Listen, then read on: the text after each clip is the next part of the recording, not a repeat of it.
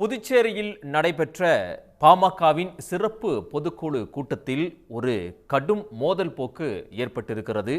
பாமகவினுடைய நிறுவனராக இருக்கக்கூடிய ராமதாசுக்கும் பாமகவினுடைய தலைவராக இருக்கக்கூடிய அவருடைய மகன் அன்புமணி ராமதாசுக்கும் இடையேதான் இந்த வார்த்தை போர் நடந்திருக்கிறது.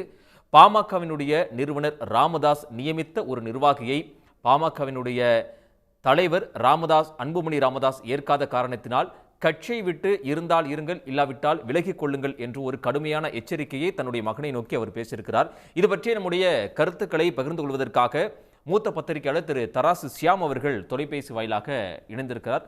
வணக்கம் தராசு சியாம் சார். வணக்கம். யாருமே எதிர்பார்க்காத ஒரு மிகப்பெரிய பரபரப்பு பாமகவுக்குள்ள நடந்திருக்கு. இது ஒட்டுமொத்த அரசியல் களத்திலுமே ஒரு பரபரப்பான ஒரு செய்தியாக தான் தற்போது கிடைத்திருக்கிறது. புதுச்சேரியில் நடந்த அந்த பொதுக்குழு கூட்டத்தில் தன்னுடைய மகனை பாமக தலைவராக இருக்கக்கூடிய அன்புமணியை கடுமையாக எச்சரித்திருக்கிறாரு திரு ராமதாஸ். உங்களுடைய பார்வை என்ன? இருவருக்கிடையே ஏற்கனவே பல கருத்து வேறுபாடுகள் இருப்பதாகத்தான் செய்திகள் வெளிவந்து கொண்டிருந்தன. ஆனால் இப்போது அது பகிரங்கமாக வெளிப்பட்டிருக்கிறது. போன தேர்தலிலிருந்தே அந்த கருத்து வேறுபாடுகள் அதிகரித்துக் கொண்டேதான் வந்தன. இன்னும் சொல்லப்போனால் தமிழ்நாட்டிலும் இத்தகைய ஒரு ஒரு நிலைப்பாடு இருக்கிறது. அதாவது தமிழ்நாட்டிலே இளைஞரணியின் தலைவராக ஜி.கே. மணி அவர்கள் மகன் நியமிக்கப்பட்டு பிறகு அந்த நியமனம் ரத்து செய்யப்பட்டு இப்போது மீண்டும் புதிய நிர்வாகி நியமிக்கும் போது அதிலும் இதே மாதிரியாக பாண்டிச்சேரியில் என்ன நடந்ததோ அதே மாதிரி டாக்டர் ராமதாஸ் அவர்களுக்கும் அன்புமணி அவர்களுக்கும் இடையே கருத்து வேறுபாடு இருக்கிறது. அன்புமணி தேர்ந்தெடுக்கிற பாதை மருத்துவர் ராமதாஸ் அவர்களுக்கு பிடிக்கவில்லை. அதற்கு பல காரணங்கள் இருக்கலாம். ஆனால் மருத்துவரை பொறுத்த வரைக்கும் அவர் நிறுவனர் தான். கட்சியின் பல்வேறு வகையான சட்டத்திட்டங்கள், இன்னும் சொல்லப்படாத தேர்தல் ஆணைய பதிவு, இது எல்லாமே டாக்டர் அன்புமணி மூலமாகத்தான் நடைபெறுகிறது. அவர் தான் சட்டப்படி கட்சிக்கு தலைவர்.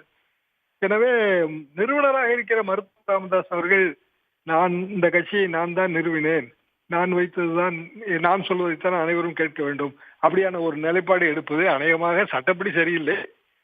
ஜனநாயகப்படி பார்த்தால் அது சர்வாதிகாரமாக பார்க்கப்படும். இல்லை, இந்த மோதல் போக்கு அப்படிங்கிறது எவ்வளவு காலமாக சார் நீடிச்சிட்டு இருக்கு? ஏன்னா லாஸ்ட் டைமும் இதே மாதிரி ஒரு இஷ்யூ நடந்துச்சு. இப்போ பகிரங்கமாக வெளிப்படையாக நம்ம பார்க்க முடியுது. எவ்வளவு காலமாக இந்த மோதல் போக்கு அப்படிங்கிறது நடந்துட்டு இருக்குன்னு நினைக்கிறீங்க? 2021 தேர்தலுக்கு பிறகே இது நடந்து கொண்டிருப்பதாகத்தான் செய்திகள் வெளிவந்தன. அதாவது 2021 தேர்தல் கூட்டணியின் போது ரெண்டு தரப்புக்கு இடையே, அது டாக்டர் அவர்களுக்கும் அன்புமணி அவர்களுக்கும் இடையே பெரிய கருத்து வேறுபாடுகள் இருந்தது. அதுக்கு பிறகு 2024 தேர்தலின் போதும் அந்த கருத்து வேறுபாடு இருக்கத்தான் செய்தது. கட்சியிலே பல்வேறு நியமனங்கள் செய்யப்பட்ட போது, நான் ஆரம்பத்திலே குறிப்பிட்ட ஜி.கே. மணி அவர்களின் மகன், அந்த நியமனத்தின் போதும் இந்த கருத்து வேறுபாடு இருந்தது. அதாவது பாமக என்கிற கட்சியை வழிநடத்துவதில் அன்புமணி அவர்கள் எடுக்கிற நிலைப்பாடு வேறவாக இருக்கிறது. டாக்டர் அவர்கள் எடுக்கிற நிலைப்பாடு என்பது அந்த பழைய நிலைப்பாடு, அதாவது வன்னியர் சங்கத்தில் இருந்து வருகிற அந்த நிலைப்பாடு காரணமாகத்தான் டாக்டர் அந்த முடிவை எடுக்கிறார். ஆனால் டாக்டர் தலைமை, அது பழைய தலைமை, இன்னும் சொல்லப்போனால் சீனியர்கள் தான் டாக்டருக்கு ஆதரவாக இருக்கிறார்கள், மருத்துவர் ராமதாஸ் அவர்களுக்கு. அன்புமணியை பொறுத்தவரையில் கட்சியின் கீழ்மட்டம் மற்றும் இளைஞர்கள் அவர் பின்னால் இருக்கிறார்கள். ஆக இரண்டு தலைமுறைகளுக்கு இடையேயான யுத்தமாகவும் இது மாறிவிட்டது.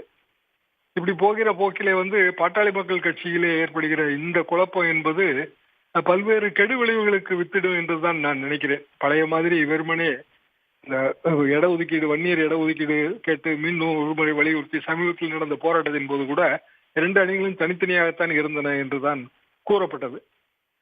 பாமகவிலே இப்போது பகிரங்கமாக வெளிப்பட்டுள்ள இந்த மோதல் என்பது கட்சியிலே ஒரு வகையான பிளவை நோக்கித்தான் அதை அழைத்து செல்லும். ராமதாஸ் அவர்களை பொறுத்த வரைக்கும் அரசியல் முதிர்ச்சி உடைய ஒரு தலைவர், ஒரு மூத்த அரசியல்வாதி.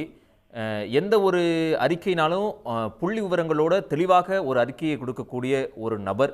அப்படி இருந்தும் கூட அவர் எடுத்த இந்த முடிவு, இல்லை அவர் பேசிய இந்த கருத்து சரின்னு நீங்க நினைக்கிறீங்களா ஒரு பத்திரிகையாளரா? 1989 பாமக துவக்க விழாவின் போது பேசிய பத்திரிகையாளர்களில் நானும் ஒருவன். சொல்லப்போனால் நான் மட்டும்தான் அதிலே பத்திரிகையாளன். ஒரு புதிய கட்சி, அந்த புதிய கட்சியின் வரவேற்கும் விதமாகத்தான் நாங்கள் எல்லாம் பேசினோம். அதற்கு முன்னதாக வன்னியர் சங்க கூட்டங்களிலே இடஒதுக்கீடு, சமூக நீதி என்றால் என்ன என்று விலைக்கு கூறுவதற்காக மருத்துவர் ராமதாஸ் அவர்களோடு பல பயணம் சென்றிருக்கின்றேன்.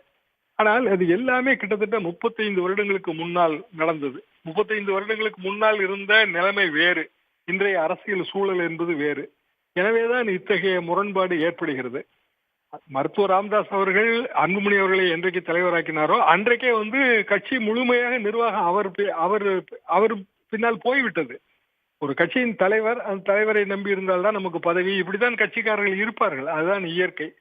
எனவே மருத்துவர் அவர்கள் பழைய சித்தாந்தப்படி நடப்பது என்பது இனி கட்சியின் வளர்ச்சிக்கு உதவுமா என்பது எனக்கு இவ்வளவு ஆண்டுகள் கழித்து எனக்கு அந்த சந்தேகம் உண்மையிலேயே ஏற்படுகிறது.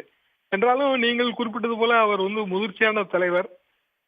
இருப்பினும் தன் பேச்சு எடுபடவில்லையே என்கிற ஒரு கோபம் இயல்பாக வரும். அந்த கோபம் பகிரங்கமாக வெளிப்பட்டிருக்கிறது, அப்படித்தான் பார்க்க வேண்டும். ஏற்கனவே கோபத்தையே அங்கு புகைந்து கொண்டுதான் இருந்தது. இல்ல, அதே மேடையில திரு அன்புமணி ராமதாஸும் அந்த கோவத்துக்கு சற்றும் சளைக்காமல் அவரும் கடும் சவாலாக பேசக்கூடிய காட்சிகளை நம்மளால பார்க்க முடிஞ்சுச்சு. எனக்கு சென்னை பனையூர்ல ஒரு அலுவலகம் இருக்கு, அங்க என்னை சந்திச்சுட்டு போங்க அப்படின்னு சொல்லிட்டு கட்சி தொண்டர்களுக்கு சொல்றாரு. அவர் பேசின பாணியும் சரியானதா இருக்குமா என்ன? அவர் பேசிய பாணியும் சரியானது இல்லதான். காரணம் என்னவென்றால் அது ஒரு போட்டி அலுவலகம் மாதிரி ஆகிவிடும் கடைசியில. அப்படி என்றால் கட்சி ஒரு வகையில் பார்த்தால் பெரிய அளவுக்கான பிளவை நோக்கித்தான் போகிறது. காரணம் அன்புமணி அவர்கள் அவரது தொலைபேசி எண்ணை எல்லாம் கொடுத்து பனையூர்ல இருக்கிற அலுவலகத்தை பற்றி எல்லாம் பேசும்போது அது நேரடியாக நிறுவனர் மருத்துவர் ராமதாஸ் அவர்களுக்கு எதிரான போர்க்கொடியாகத்தான் பார்க்கப்படும். பாமகவிலே இப்போது ஏற்பட்டுள்ள புகைச்சல் என்பது நீண்ட நாட்களாக நடந்து கொண்டிருந்த விஷயம்.